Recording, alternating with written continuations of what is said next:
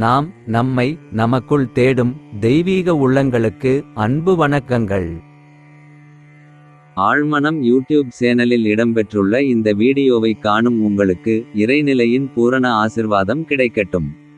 இந்த சேனலில் இடம்பெற்றுள்ள அனைத்து பதிவுகளும் அதிலுள்ள கருத்துகளும் இறைநிலை உங்களுக்காக கூற விரும்பியதாகும்.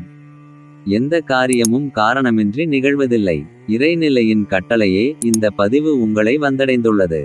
அதனால் தான் இந்த பதிவு உங்கள் கண்ணில் பட்டுள்ளது. இறைநிலையின் அருள் எப்போதும் உங்களின் நற்காரியங்களுக்கு துணை நின்று உங்கள் வாழ்க்கை மென்மேலும் உயர வாழ்த்துக்கள்.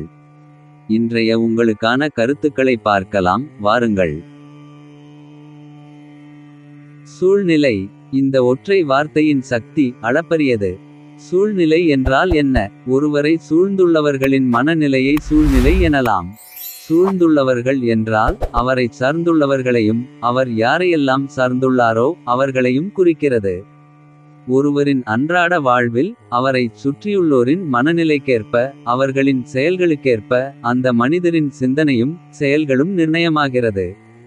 அந்த சிந்தனையும் தர்ம நியாய வழியில் இருந்தால் அதற்கான நல்வினைகளின் பயனை அவர் மட்டுமின்றி அவரை சூழ்ந்துள்ளோரும் பெறுகிறார்கள்.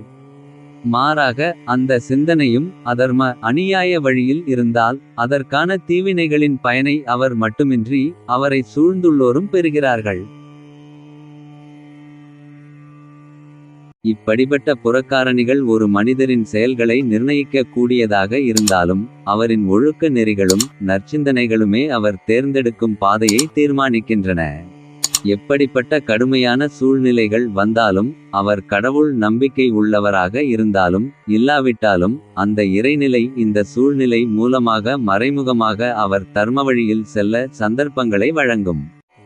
ஆனால் அவருடைய வழியை தேர்ந்தெடுக்க இறைநிலை அவருக்கு முழு சுதந்திரம் வழங்கும். இப்படித்தான் ஒவ்வொரு மனிதரின் உயர்வு தாழ்வு நிலை உருவாகிறது. எப்படிப்பட்ட வேறுபட்ட கடினமான சூழ்நிலைகளிலும் அவரின் வழி தர்ம நிலையில் நிலை கொள்ளும் போது அவர் மிக உயர்ந்த நிலை அடைகிறார்.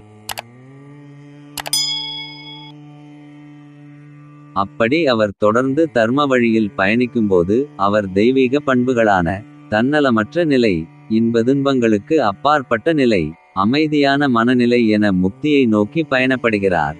அதுவே அவர் அதர்ம வழியில் செல்லும்போது சுயநலமாக, பொறாமை குணத்துடன், சஞ்சலமான மனநிலை, நிலையற்ற மனநிலை, கோபக்ரோத மனநிலை என எதன் மீதும் யார் மீதும் நம்பிக்கை இல்லாமல் அமைதியற்ற மனநிலையை அடைந்து தன்னைத்தானே மாய்த்துக் கொள்கிறார்.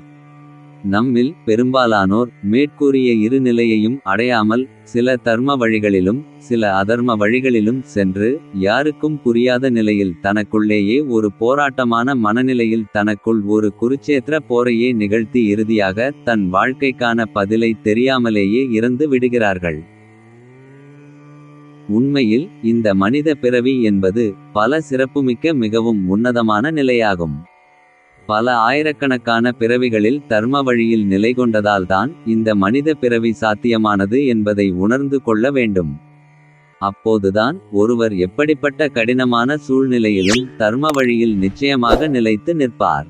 எனவே ஒருவர் சூழ்நிலை கைதியாகாமல் எப்படிப்பட்ட கடினமான நிலையிலும் தர்ம வழியில்தான் செல்ல வேண்டும் என்ற சத்தியத்தை உணருங்கள்.